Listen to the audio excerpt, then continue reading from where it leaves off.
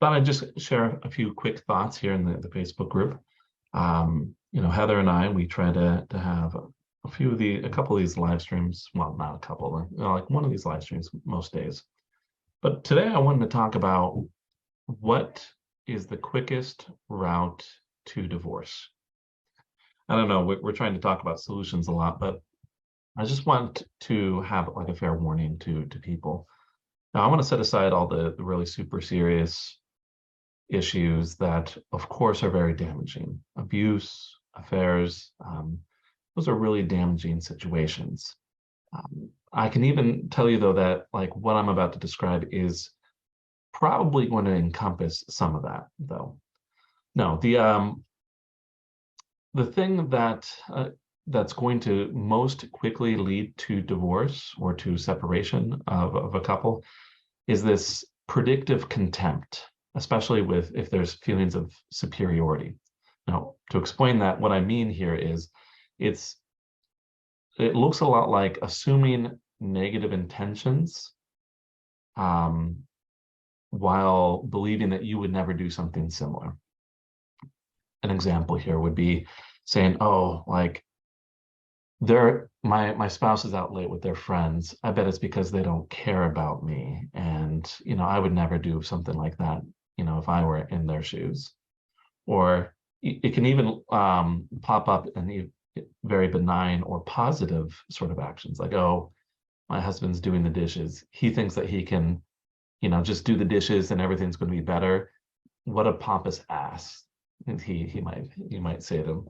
Like it's this sort of filling in the blanks, consistently negative, that really, really turns things south. Heather and I frequently, we call these the narrative or the story that develops within a relationship. With the whole Gottman theories, I would say that this is very much that description of that one of those four horsemen of divorce, that one of contempt. It's this persistent negative set of beliefs and views about the relationship and the other person.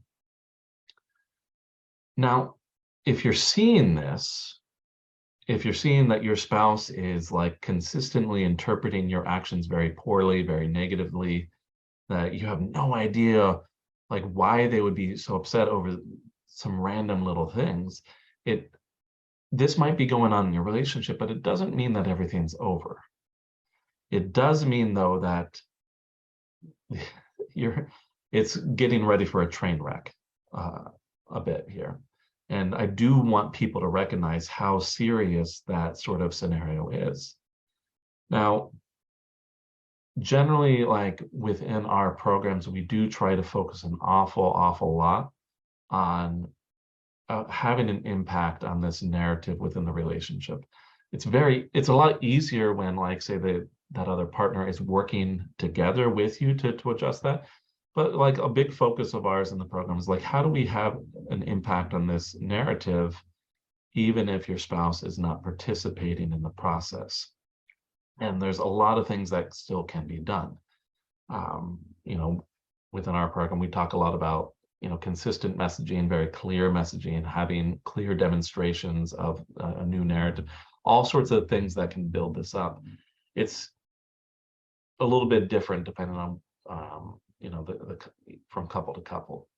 But I just wanted to quickly give the shout out, just quickly kind of help people recognize where there are some big pitfalls and where things are actually very serious when it might not appear as such.